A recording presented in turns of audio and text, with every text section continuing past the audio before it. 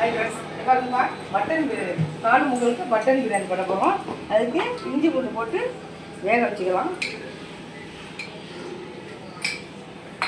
மஞ்சத்தூள் போட்டு வந்துட்டுப்பா இப்போ பிரியாணி பண்ணிக்கலாம். அதுக்கு பாருங்க எண்ணெய் போட்டுக்கலாம்ப்பா. எண்ணெய் ஊற்றி காய்ச்சிட்டுப்பா பட்டாசு போடுவோம். கல் உப்பு போட்டீங்கன்னாக்கா சீக்கிரமாக வதங்கிடும். அதனால நல்லா கல் உப்பு அதுக்கு தேவையானது நீங்கள் போட்டுக்கலாம். அதுலேயே இது நல்லா வதங்கணும்.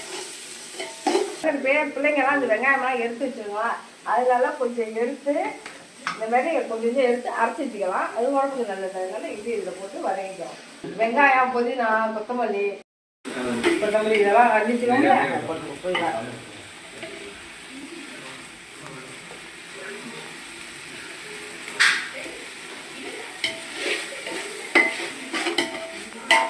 புதினாலாம் போட்டாச்சுப்பா நல்லா வதக்கிட்டு அதில் கம்மியாக தக்காளி போட்டுங்க. மட்டன் பிரியாணிக்கு கம்மியாக போட்டுங்க. எந்த பிரியாணியும் கம்மியாக போட்டுங்க. நல்லா டேஸ்ட்டாக நல்லா வதக்கிட்டு பாருங்க. நல்லா எல்லாம் வதக்கிட்டு இப்போ தான் மசாலா தூள்லாம் போடணும். வதக்கிட்டா நல்லா மசாலா போட்டு போடுவோம்.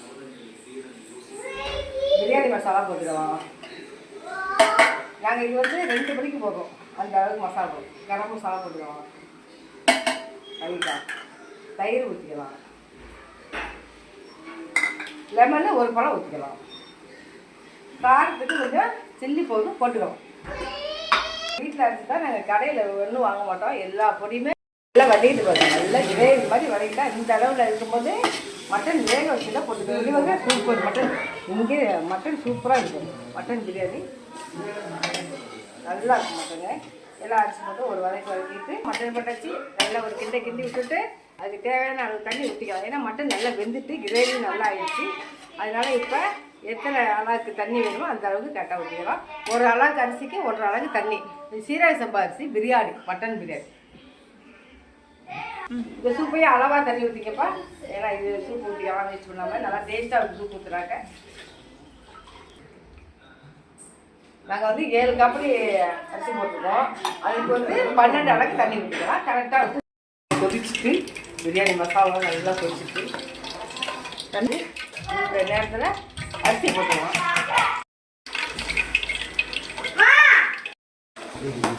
இந்த பாருங்க நல்லா வெந்து செம்ம பிரியாணி வந்து ஒரு நவீன மிஷின் தான். வெயிட்டுக்கு வச்சுங்க 10 நிமிஷம் அதில் வச்சுங்க. நல்ல தோசைகள் சூடாயிடும். சீரக சம்பா இப்போ தம்மில் போட்டு இறக்கி வச்சு அதை கொஞ்சம் நெய் விட்டு கிண்டி விட்டுக்கலாம்.